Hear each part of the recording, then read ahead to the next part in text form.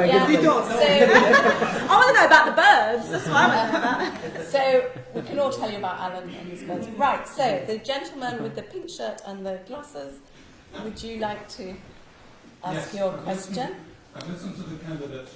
All of them have made all the correct, predictable noises about anti-Semitism and Israel. What I would like to know is where have they been the last couple of years?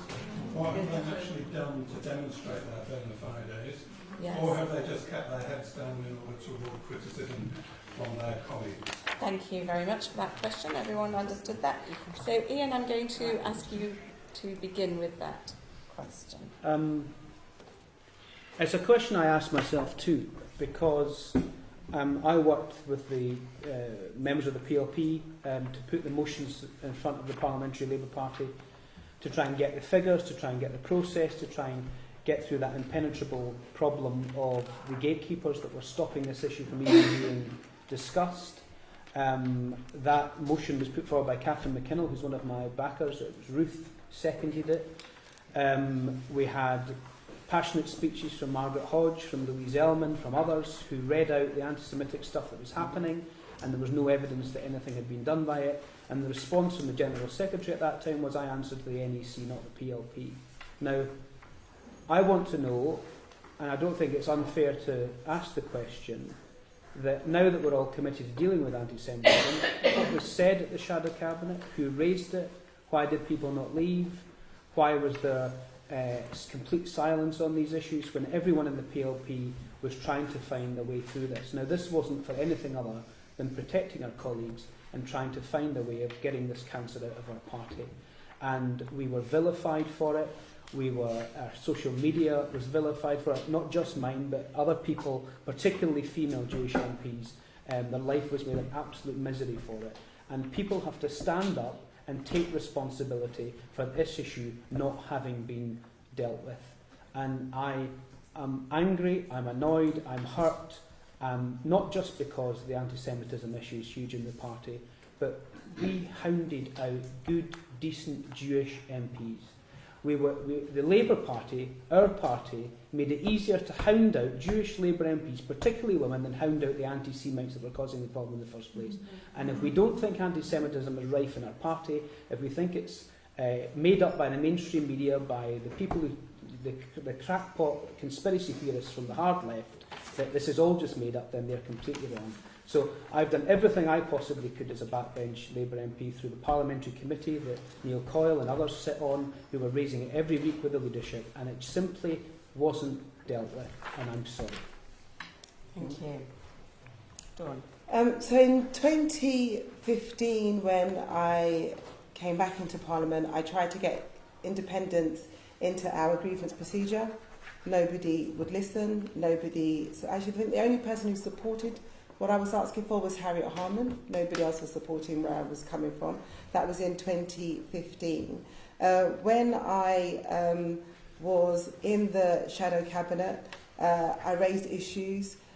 In the summer, when all the stuff around adopting the IRA definition, I was completely in favour of that. I made my views very clear. Sometimes, I wasn't quite the lone voice, but I didn't really have the full support. I had an advisory group where I had lots of different Jewish organisations onto that group. We had lots of meetings and private meetings. I tried to work with the Jewish Chronicle, but that didn't work at all. I've spoken to MPs and all the other groups. I did try to meet with, Ruth here as well. It's a shame that Ruth lost her seat. I tried to meet with all the Jewish Labour MPs. They have a specific group, but I was told that I had to wait for that meeting.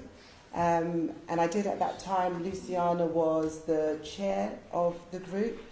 So I did many, many things. There's lots of emails that were sent. There's lots of letters that I sent.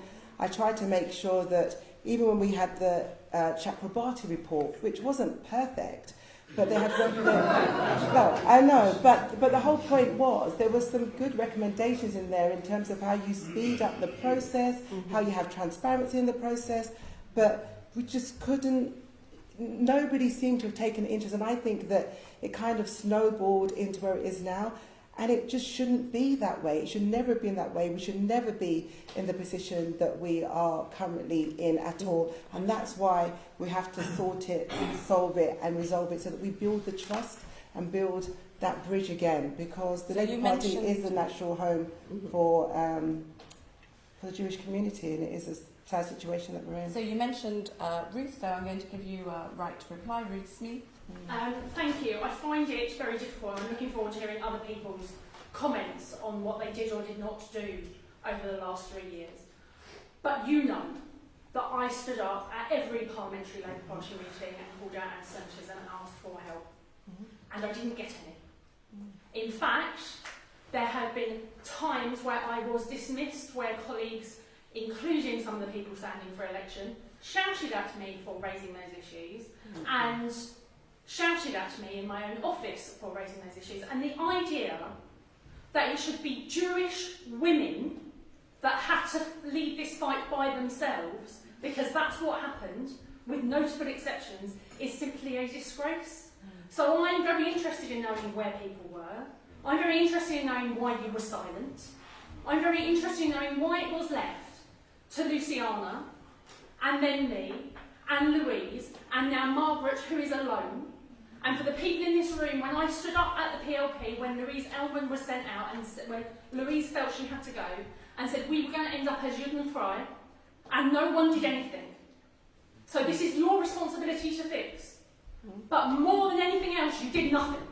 And you left it for people like me to lead that fight. And candidly, you should be ashamed.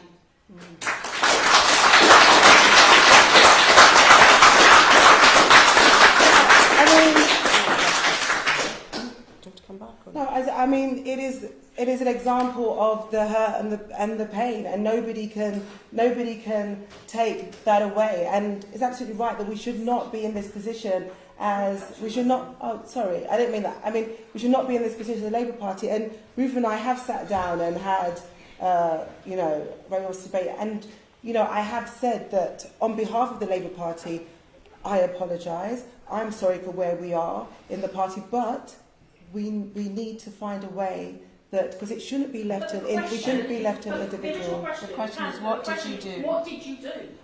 Well, I think I explained a lot of what thank I you. did. I'll move on now. So, Richard, can you tell us, what did you do? Well, of course, myself, Dawn and Angela were all in the Shadow Cabinet, and we all remember the updates that were given, the questions we asked to the General Secretary of the Labour Party, firstly, Ian McNichol, and then Jenny, about this issue, what progress was being made, what improvements were being made to processes. And of course, I discussed this matter on the media on numerous occasions, and was very open that one, anti-Semite is one anti-Semite too many in the Labour Party, that people who say there was no issue at all were obviously completely wrong. And I've also tried to work with Jewish groups, as I say, nationally, but also locally as well. What did you do, as Ruth was saying, to support the individual MPs? What did you do to help those particular people who felt that they had to leave the party? Well, so it's not just about media.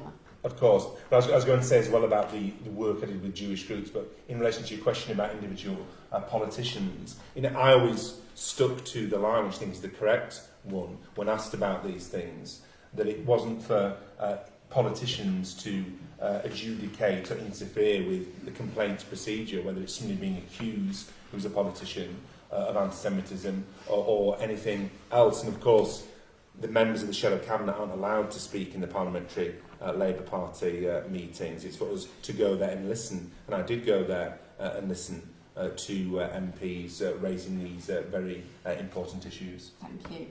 Rosanna.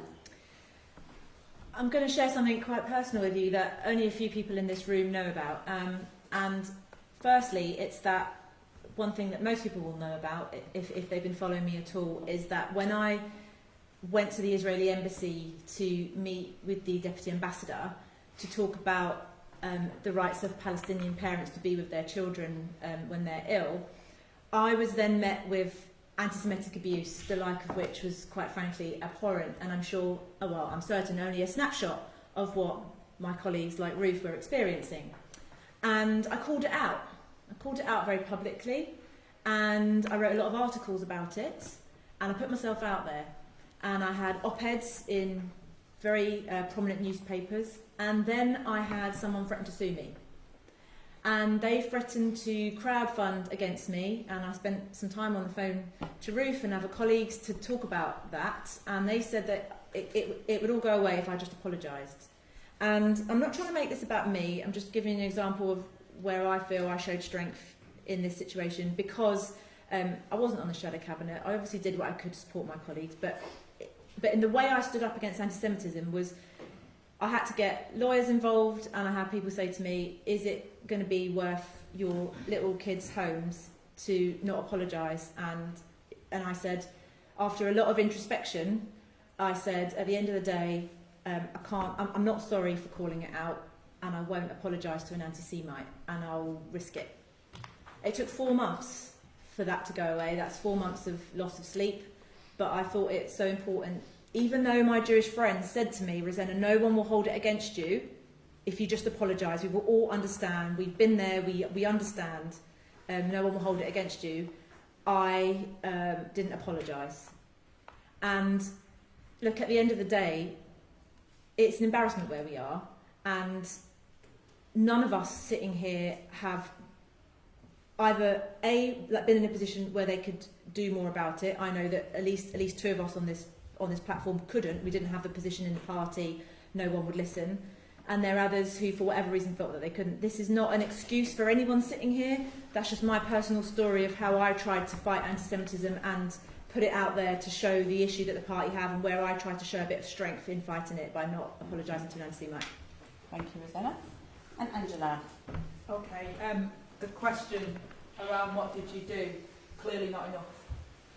Clearly we all didn't do enough, because we wouldn't be looking at being investigated in the way that we are, and we wouldn't be in this position where people have a lack of trust and faith in our party, so clearly not enough. And I apologise for that. I did try though. I promise you I tried my best as part of that process. I visited, I spoke out at Shadow Cabinet, I spoke out and tried to make things different. I visited constituencies where the MPs were under fire, and came under fire myself for doing that, but I felt it was important to physically be there and to try and help. I did do that. I also visited many faith schools, including King David and others, and I also pushed the government and pushed to ensure that in our manifesto that we had that protection fund as well, because I knew how important and how people felt unsafe, and how that was important to our communities to make sure that that happened. And I did attend events, and I did try and explain what I was trying to do. I did try and make myself accessible, but the truth of the matter is I didn't do enough, and as part of that I feel quite ashamed. But one of the reasons I'm standing to be deputy leader is because I want to use my skills that I've got over the 2 decades in the Labour movement to help do more, to try and earn the respect and trust back. And I promise I'll do everything I can to do that, whether I'm elected as a deputy leader, whether I get a nomination or not. That's not important to me. What's important to me is that I earn the trust and respect back from all of our communities, and I'm sorry that people feel that they haven't had that. Thank you, Angela. I'm afraid that due to them having to get a train, we have to close the meeting in 2 minutes. May I suggest that if you have questions, that you use social media to ask those questions. I'm sure you are all on Twitter and various other social media outlets. And I would like to thank Ian Murray, Dawn Butler, Richard Bergen, Rosanna Allen Khan and Angela Rayner for taking the time to come and talk to us here at the Jewish Labour Movement, and to all of you who came tonight. Thank you very much. Thank you. And thank you,